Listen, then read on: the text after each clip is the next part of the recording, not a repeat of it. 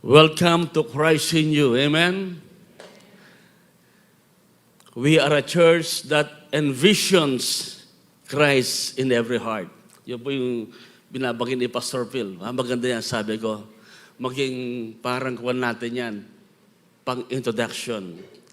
Yung ninanais nating makita si Jesus sa bawat puso ng mga tao. Pakisabi sa katabi mo, welcome to Christ in you. We are a church. Sabi mo, we are a church. We are a church that envisions. Sige, sabihin nyo. Christ in every heart. Amen. We envision Christ in every heart. Yan po yung ating panalangin. Salamat po sa mga pastors, mga leaders, mga outreaches, bawat isa. Meron tayong overflow sa labas at sa taas. Special po yung araw na ito. It will be a different prayer and fasting. Hallelujah. Congratulations, nandiyan po kayo. Yung mga nasa mga churches nila na sa bangkat ko pupunta lahat ang Christ in you, hindi kakasya rito. Pati po yung mga taga-Europa na tatanggap ng link na ito. Ito po yung exclusive sa atin. Wala siya sa Facebook. Nasa YouTube siya. Christ in you, YouTube na ito ay sinend separately, exclusive ito sa atin. Hallelujah. Ano pa ba yung ating inaasahan, ina-expect? Alam mo, kung pakinggan niyo yung mga balita ngayon, yung nangyayari, ang in-expect nila, it will be worse.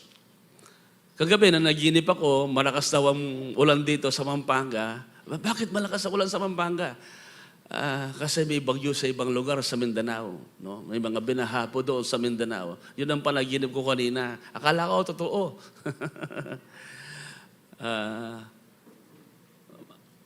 Sa Pilipinas, ang in-expect ng maraming ngayon ay division. Baka civil war pa. O baka malawakang protesta. No? Malawakang protesta.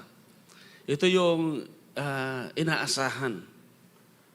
Sapagkat sa Pilipinas ngayon, hindi iisang boses ang ating naririnig. At merong mas malakas na boses na higit pa sa boses ng Presidente. O maaring boses ng dating Presidente.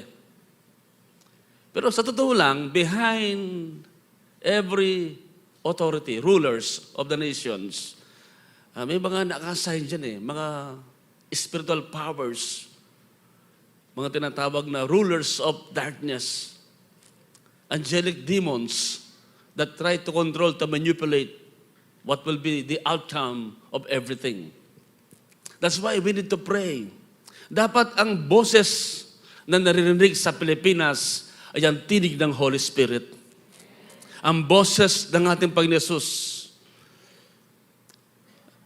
Alam ko marami sa inyo engaged kayo sa mga balita ngayon, sa People's Initiative, sa Chacha, sa dissatisfaction. Merong hindi masaya, merong galit. Merong galit sa nangyayari. Nagagalit na kay Presidente, nadidivide ang ating bansa. Kaya nga po tayo bilang mga anak ng Diyos, iba yung ating in-expect. Hindi pangit, hindi masama. Ano mang boses ang naririnig ngayon, the voice of truth will prevail. Because the voice of truth tells a different story, sabi nga ng song. It tells us a different story. Anong story? Jesus Christ is Lord. He has promised that He will pour out His Spirit in the last days. He will pour out. Ibubuhos niya ang kanyang Espiritu sa lahat ng laman. And it tells a different story sa mga balita sa ating naririnig. And I tell you this, my brothers and sisters, itong ating ginagawang fasting prayer, it prepares us spiritually. It prepares us, spiritually sa gagawin ng Panginoon. Sa matinding mangyayari sa ating kapanahonan. Dahil nagpe-pray tayo, dumudulog tayo, nagpapakumbaba tayo. Ang pangako ni Lord, ni God, I will forgive their sins. I will hear from heaven, forgive their sins, and I will heal their land. Our land is a healing. And today, hindi lang tayo nagpe-pray. No? Lahat, marami mga churches, mga Kristiyano, mga pastor, nagle-level up sila. Iba ang revelation ng Lord sa akin ngayon na binibigay. We are a weapon. Tayo ay sandata. Ang isang sword, ang isang sandata, ang isang espada o tabak, walang kwenta kung nandyan lang yan. Walang kwenta yung tabak. Gaano magaganda yung armas. No? At kung yung mahawak naman, hindi magaling, wala rin kwenta. Kaya nga po, habol sa atin ng Panginoon, maging weapon tayo ng Holy Spirit in these last days. Be a weapon of God. Maging sandata tayo ng banal na Espiritu. Ibang level ang dinadala sa atin ng Panginoon, ng Holy Spirit. Na pinapakita sa atin, weapon pala tayo. Ibang level po ito. Bakit? Yung ating pong, yung rebulto ng ating Supreme Court, di ba? Si Lady Justice. Si Lady Justice, nakapakitang mata, may dalang timbangan at mayroong sword. Tama ba ako? Yung sword speaks of not only justice, but authority. Hindi takot na execute, ipairal, isulong yung nararapat. At alam ba, before the church, before the family, before the government, no? Actually, family muna family. And then, nag-fail yung family. Dumating yung government. And the government is failing. Authority is failing. Dumating yung church. I will build my church, sabi ni Jesus Christ. And the gates of hell shall not prevail against it. Supposed to be family yung gagamitin ng Lord. And then nag-fail. Dumating yung gobyerno, pamamahala. Iba't ibang mga form of governments ang dumating. Pero iba, itong church represents the kingdom of God, the final authority. Tayo, as a church, ang mayroong final say. Kaya nga po mga kapatid, pag sinabing sword, we will advance. We will advance. We will take authority. Kaya yung ating aasahan, hindi pangit. Ang ating expect, magandang mangyayari sa bansa natin. Amen? Kaya nga po itong fasting nito, it doesn't only prepare us spiritually, but it will create a season in our life. A new season. Remember, ang panalangin, ang pag-aayuno, nagbabago ng atmosphere. Pag-aralan nyo sa buong kasaysayan. Hindi lang sa Bible, even in history. It creates a new season for God. Why? Kasi pag nasa mode of prayer tayo and fasting, ang dali ng Holy Spirit, ang dali niyang makakilos sa atin. Ay mga kapatid, ang boses ng Panginoon, hindi lang sa Christ inyo, hindi lang sa Victory, sa CCF, sa JIL, o sa ibang mga denomination at mga local churches, hindi lang sa mga limited, kundi maririnig sa mga mananampalataya ang tinig ng Panginoon. Because the church is leveling up. Tinataas ng Lord ang level natin. For such a time as this, who knows why you were put in that kind of situation, position. Bakit tayo nandito? Bakit ganyan ang level natin ngayon? Iba yung level ng faith natin, ng authority, ng pananampalataya natin. Sapagkat ang ating in-expect ngayon, mataas na mataas. Isa pa yung word na nag-impress sa puso ko na gagawin ng Panginoon, gaano mang kataas yung ating expectation. Parang imposible yung ating expectation in this last days, kakatagpuin tayo ng Panginoon. Yung ating naging word, prophetic word, last year, above and beyond, He is able to do exceedingly abundantly. In other words, sky is the limit. No? Ang Panginoon ngayon, dinala tayo sa tinatawag na unshakable. No fear, no worry, because we are serving an unshakable God. No fear, no worry. Commit your life to God. Serve God. because you are unshakable in Christ. Rooted, established in Christ. You are unshakable. Hindi tayo matitina. Kaya nga po mga kapatid, iba yung ating in-expect. Maganda. Maganda ang mangyayari. Anong kwentang mag-pray pa tayo, mag-fasting pa tayo, kung pagkatapos, nag-expect ka lang. Wala rin. Ganyan din ang kwento ng Pilipinas. Ganyan din ang mangyayari. What is the use? Kaninang umaga, ang word ng Lord, kaghapon, ang word ng Lord sa akin, if you believe, if you can believe, all things are possible to those who believe. If you can believe.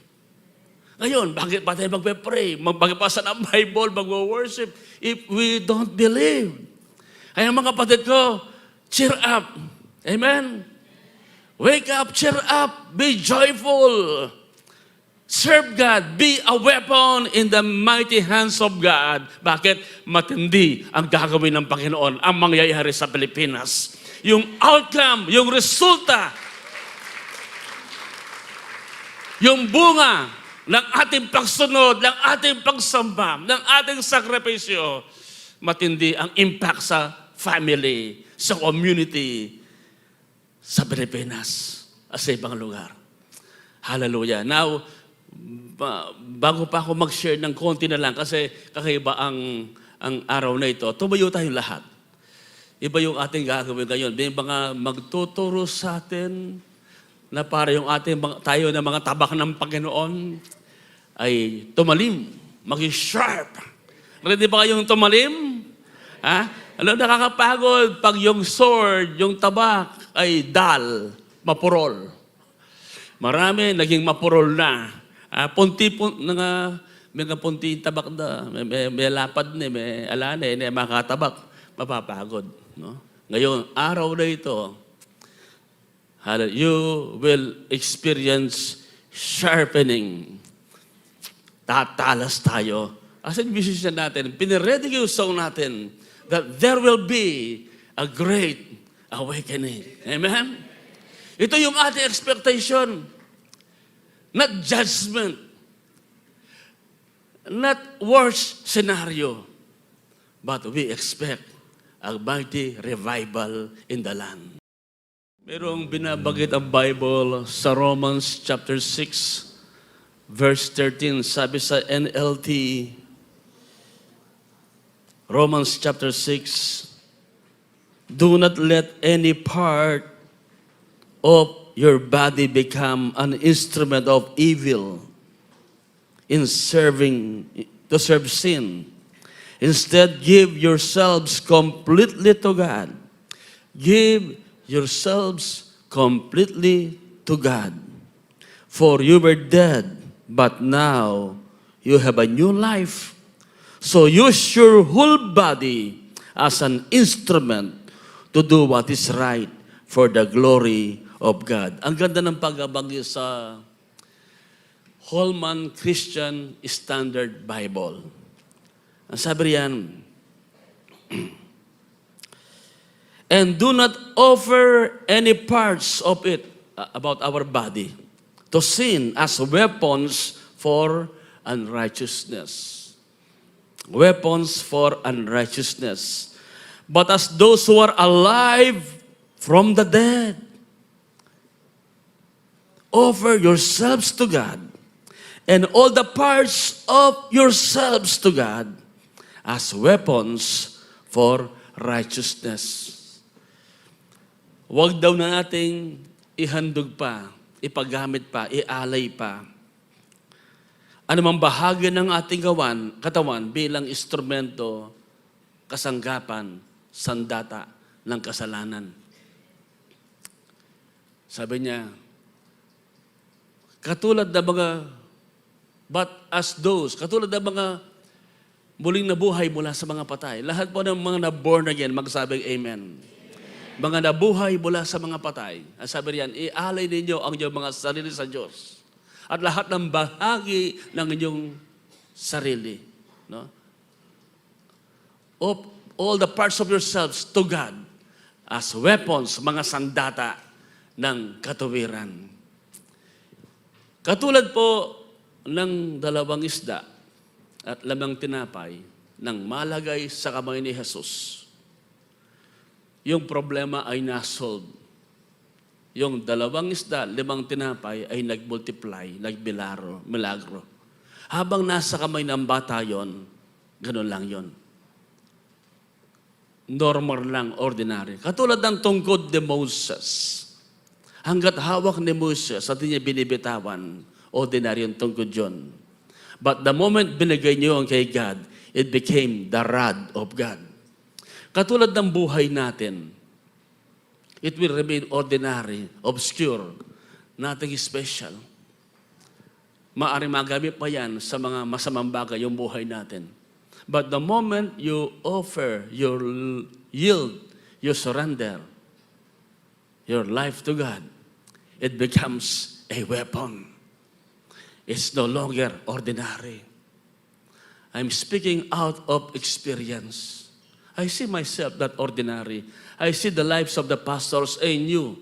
Bawat isa sa atin, you're not ordinary. Ang masama, ginagawa nating ordinaryo ang ating buhay. You are a Christian. Hindi ordinaryong patay ka, muli kang mabuhay. That's not ordinary. Yung maborn again, that is not ordinary. Tanggapin mo yung Holy Spirit, that is not ordinary. Maranasan mo yung grace ni God, that is not ordinary. To be used by God is not ordinary. But you see yourself as ordinary. Yes, God uses ordinary people. But the moment you offer your life to God, you are no longer an ordinary. Huwag nating gawing ordinaryo yung ginagawang importante, mahalaga ng Diyos. Amen? Mahalaga kasi kung paano din nakikita ang ating mga sarili. Naikwento ko nga sa Morning Watch, ang patungkol sa kinuwento ni Charles Spurgeon. It's about an ancient story na kinuwento niya, isang matagal ng sa lumang kasaysayan pa, merong kwento, a story of a valiant captain, isang matapang na kapitan, whose sword was dreaded by his enemies. Na kinatatakutan ng kanyang mga kaaway ang kanyang tabak, kanyang sword. His monarch, his king, once demanded of him that he should send this potent sword to him to be examined. So yung kanyang kamahalan, yung kanyang king, sabi niya, dalhin mo nga sa akin, ipadala mo sa akin yung espada mo yan, sabi niya, at akin tingnan, bakit kinatatakutan yan? So the monarch, the king, took the sword, quietly criticized it, and sent it back with this message. Ang sabi ng king, I see nothing wonderful in the sword. I cannot understand why any man should be afraid of it. Sabi niya, wala akong nakikitang maganda sa espada mo yan, sa tabak mo yan. Hindi ko maintindihan, sabi niya, bakit kinatatakutan yan. The captain sent back a message of this kind. Your Majesty has been pleased to examine the sword. Ito ang kanyang sinagot. Ang aking kamahalan, sabi niya, nalugod siya na suriin ang tabak, ang sword, ang espada. But I did not send the arm that wielded it. If you had examined that, you would have understood the mystery. So hindi ko na ipadala sa iyo, sabi yung mga kamay, yung na humawak niyan. Sapagkat kung pinadala ko yan, sabi niya, maunawaan mo yung hiwaga doon. Ano po, pag atin titignan yung mga mighty men of God, mga ginamit ni God, no? Mula kay Moses, Abraham, David, Daniel, no? Paul, Peter, hanggang ngayon, sa panahon natin ito, sa revival, behind the mystery, the secret, is not the man himself, but the God, ang Diyos, ang Holy Spirit na gumamit ng buhay nila, na humawak ng buhay nila. Kaya mga kapatid ko, ang buhay mo hindi ordinaryo. Ang buhay mo pag nasa kamay ng Diyos yan, hawak ng Holy Spirit, grabe ang mangyayari. Tayo ang gagamitin ni God sa great revival. Sa buhay mo, yung anointing magpa-flow, signs, wonders, and miracles. Huwag mong ilimit si Holy Spirit. Gusto kang gamitin ng banal na Espiritu. Yield your life, surrender, be available to the Holy Spirit. Nagiging powerful ang buhay natin. Nagiging weapon niya ng Diyos when we surrender it to God. When you present your body as a living sacrifice, holy and acceptable before Him.